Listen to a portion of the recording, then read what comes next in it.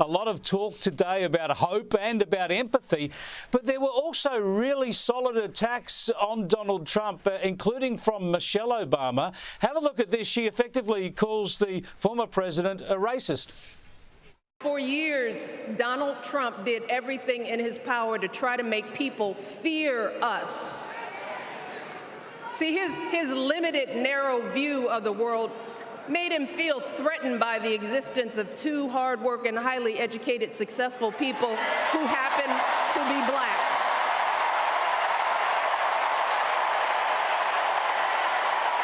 I want to know, who's going to tell him that the job he's currently seeking might just be one of those black jobs?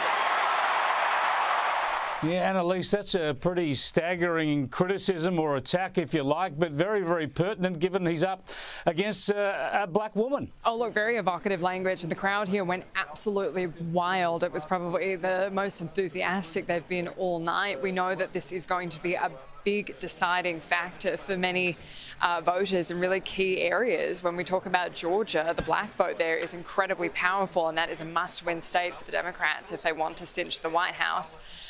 There has been commentary in the past from Donald Trump, of course, around where Barack Obama was born and all of that. But it was interesting, I thought, that she kind of harked back to kind of such ancient history at this point, when really they're talking about having this future image and future picture and pivoting forward and hope and optimism. I thought it was kind of a particularly negative point. And we did talk about Donald Trump a lot tonight. I think Donald Trump has been the main focus of the Democrats, and he's been the main focus for Republicans too. So this is really what we're getting, is another Donald Trump election.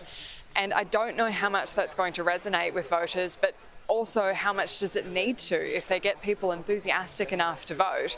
This is a non-compulsory voting country, and I know I say it ad nauseum, but it's true. It's so influential. If people don't bother to go vote, that is what turns elections. Absolutely. And this is, of course, the diehards. I don't think there's a single soul in this building that's not going to be voting tonight, but voting come November, but this is the issue.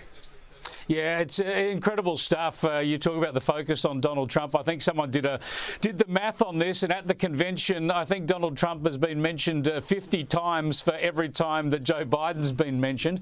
Barack Obama also attacked Donald Trump. His attack was a little bit different. I think it might be more effective. He was basically saying that all Donald Trump ever talks about is himself. Have a look.